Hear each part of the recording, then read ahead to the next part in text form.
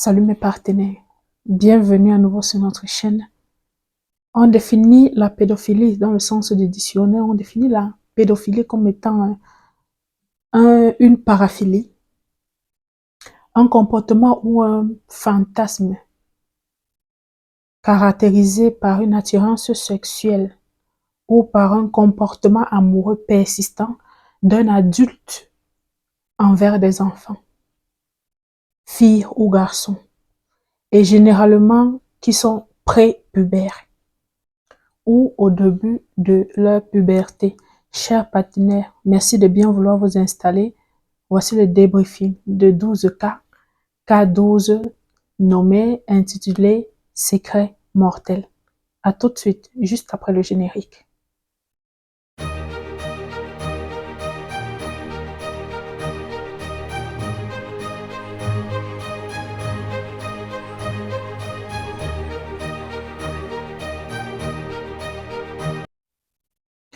Alors, comme nous le savons déjà, 12 cas est une série camerounaise réalisée par un acteur, un producteur, réalisateur, Blaise Option, qui a voulu interpeller, qui a voulu étaler, qui a voulu dévoiler, si vous voulez, qui a voulu éduquer sur ce thème, sur ce sujet qui est malheureusement tabou dans nos sociétés, qui est appelé le viol. Il a voulu, dans cette série, il a voulu nous montrer le viol sous plusieurs formes.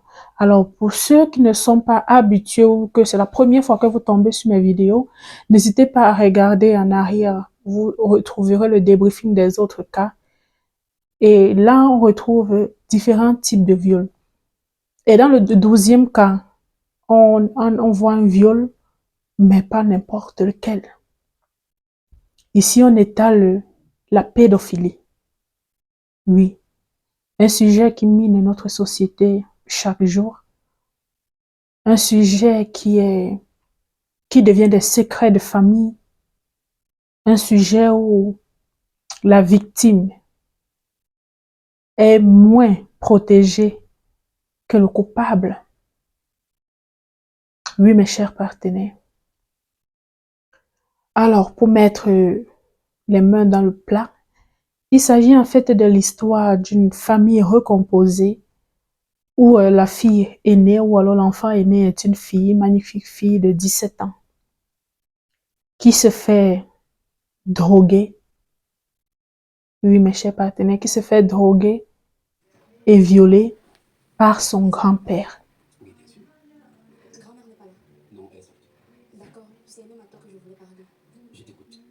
Après son acte répugnant, il se fait surprendre par son épouse. Et là, oui, là, mes chers frères, elle fait un feedback. Elle fait un feedback et comprend que son cher et tendre mari n'était pas à son premier forfait. Non. Parce que dans le passé, elle a perdu une fille qu'il avait aussi dénoncée, qui avait dit qu'il l'avait violée. Et il a eu le courage de nier et de lui coller l'étiquette de folle. Cet enfant était parti parce qu'elle n'avait pas de soutien, parce que sa maman ne la soutenait pas, parce que sa maman ne croyait pas à ce qu'elle disait. Personne d'ailleurs ne l'a cru. Elle a fini par se donner la mort. Cette maman se rend compte à quel point elle était aveugle, à quel point elle avait tellement confiance en son mari au point de ne pas faire confiance à ses propres filles. Oui, elle tombe des nues. Alors, la grand-mère qui interpelle sa fille pour lui mettre au courant, et les deux, malheureusement, prennent la voie facile. Elle décide de résoudre la situation tout en cachant la vérité au père, c'est-à-dire au père de la victime.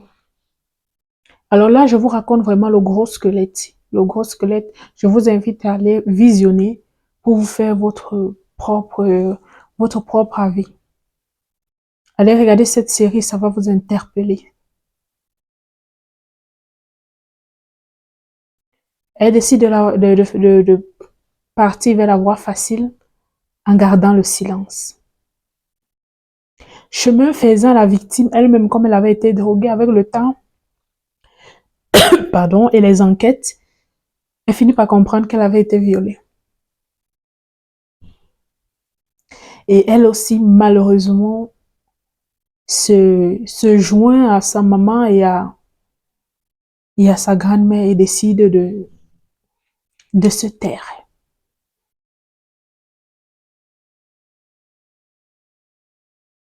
Tout en refoulant le bourreau. En aucun moment, personne ne s'est dit il ne faut pas se taire. On ne va plus le protéger. Il y aura peut-être d'autres victimes. Personne ne s'est posé cette question. Sauf que elle est tombée enceinte. Et quand elle tombe enceinte, elle-même prend la décision de se faire avorter. Et tout ça avec le même objectif. La petite de 17 ans prend la décision de se faire avorter parce qu'elle a peur que sa famille ne soit brisée à nouveau. Elle a peur de déconstruire sa famille avec cette histoire. L'épouse également a peur d'avouer la vérité à son mari, de peur de perdre son foyer. Et la grand-mère également qui a peur de dire la vérité, de peur de détruire le couple de sa fille. Voilà où on se trouve dans un gros engrenage où mensonge après mensonge, on invente progressivement jusqu'à ce que l'avortement mal tourné, oui, l'avortement mal tourné et la petite de 17 ans a perdu la vie.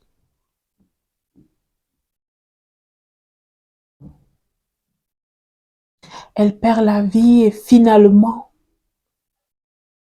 elle décide de dire la vérité. Le papa qui apprend comme ça que sa fille est morte suite à un avortement ne comprend absolument rien. Il est détruit, il est dévasté, il est enragé.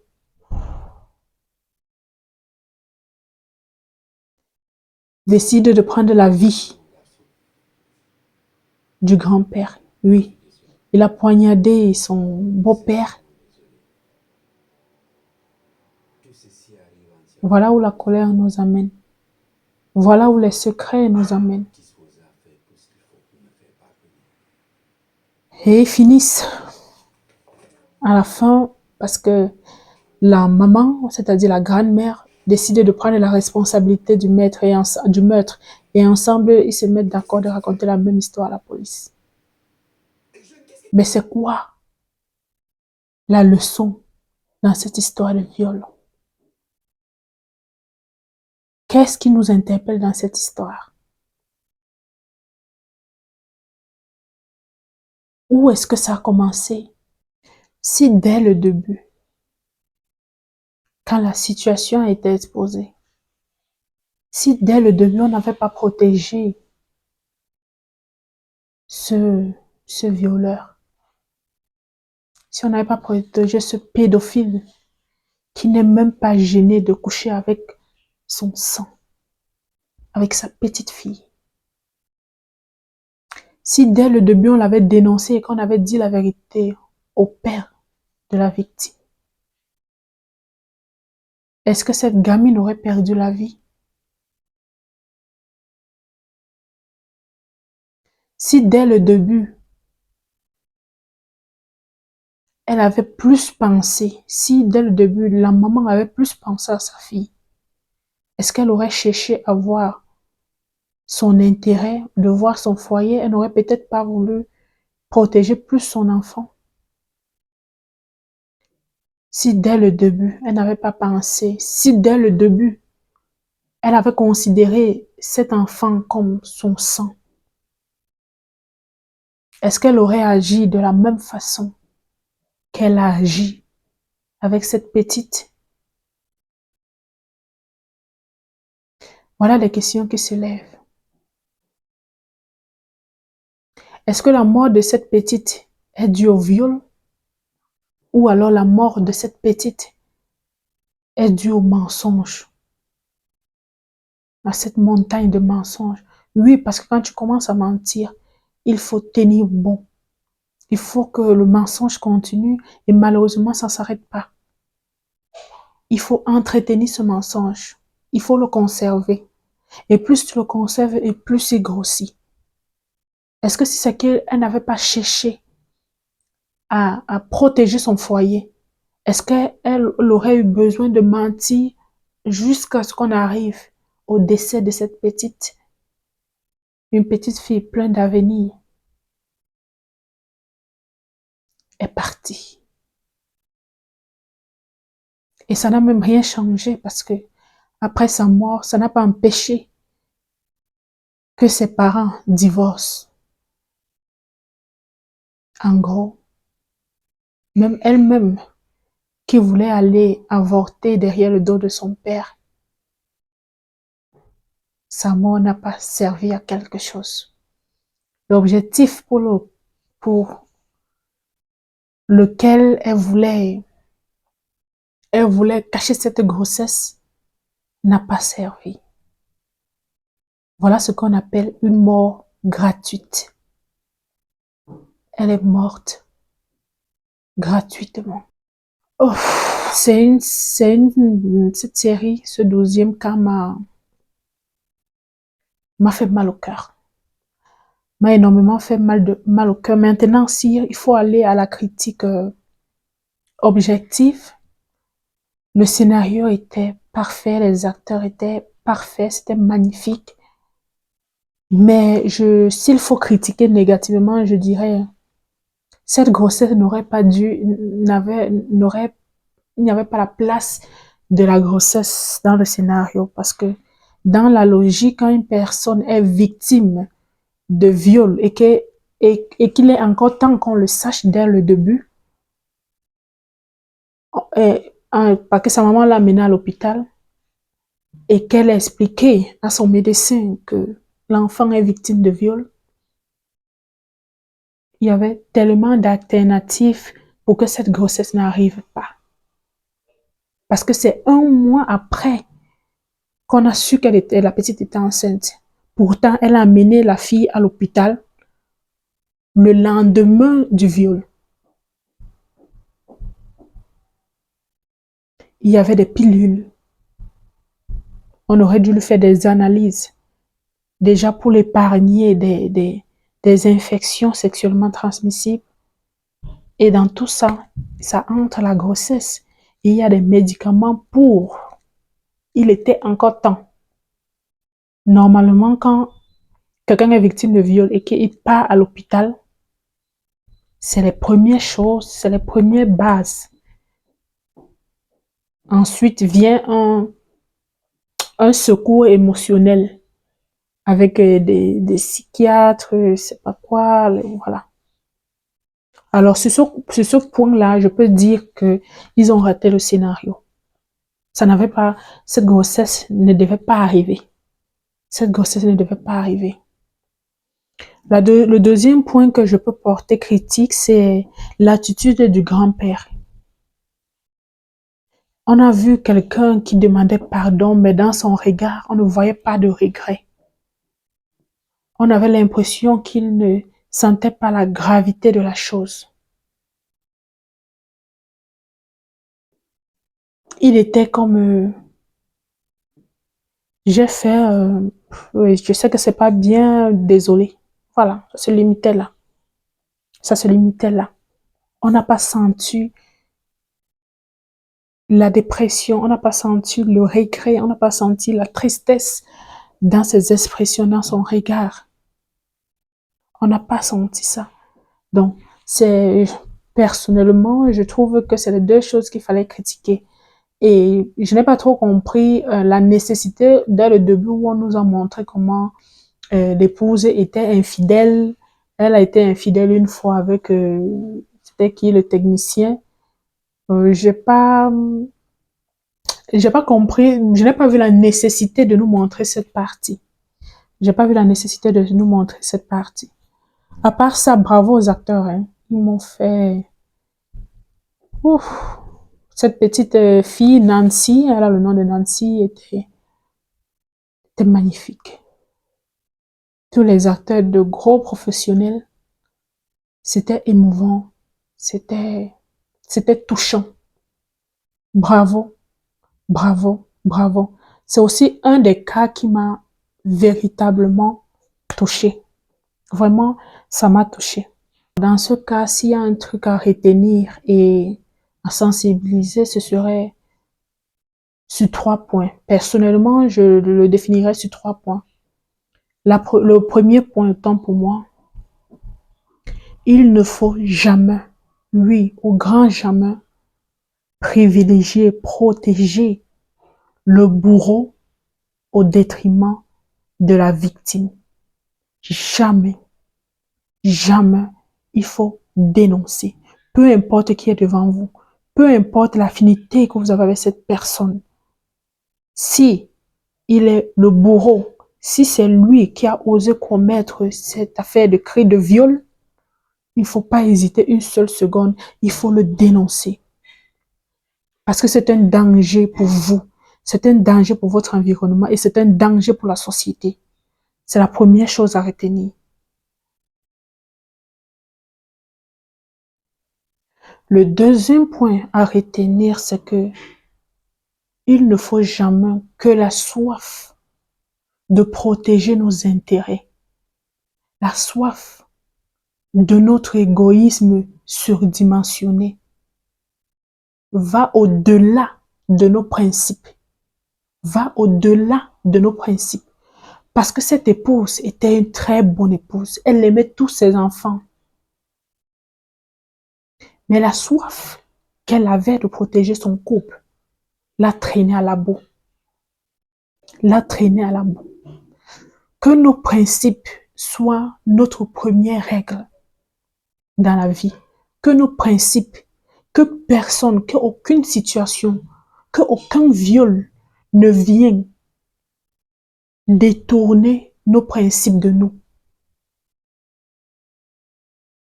Parce que ça retire notre intégrité, ça retire notre dignité. C'est le deuxième point à retenir. Et enfin, le troisième point, à mon avis, c'était l'avortement. On a voulu nous interpeller sur l'avortement et je pense que c'était ça le troisième point à retenir. Mes chers partenaires, l'avortement est un crime. L'avortement est un crime. Nancy a payé son crime par la mort. Mais ceux qui ont déjà eu à avorter, on le payera, nous tous, d'une manière ou d'une autre. D'une manière ou d'une autre. L'avortement est un crime. Voilà, chers partenaires, c'était le débriefing de 12 cas. Ah, finalement, le cas 12. Et je reviendrai pour vous faire un classement de mes cas préférés. Rapidement, je vous ferai cette vidéo-là. Et je vous dirai, et en commentaire, vous me direz aussi ce que vous avez aimé plus ou non. On va s'arrêter là. Enfin, le débriefing de 12 cas est fini. Blaise Tedio, notre réalisateur, a dit qu'il y aura une saison 2, mais ce ne sera pas cette année, qui sera intitulée 12 cas mystiques. Voilà. Mais ce ne sera pas, malheureusement, cette année, on fera les débriefings des autres séries, si vous avez des séries que vous voulez que je fasse du débriefing, n'hésitez pas à le mettre en commentaire. Si vous avez des critiques, n'hésitez pas également de mettre en commentaire parce que je lis vos commentaires, j'apprends et j'essaie de m'améliorer. Donc, sur ce, likez, partagez, abonnez-vous, laissez des commentaires, dites ce que vous pensez et ensemble, on va faire grandir ce magnifique canal de partenaires de Myris. Sur ce, bonne fête de Pâques. Bisous, bisous, bisous.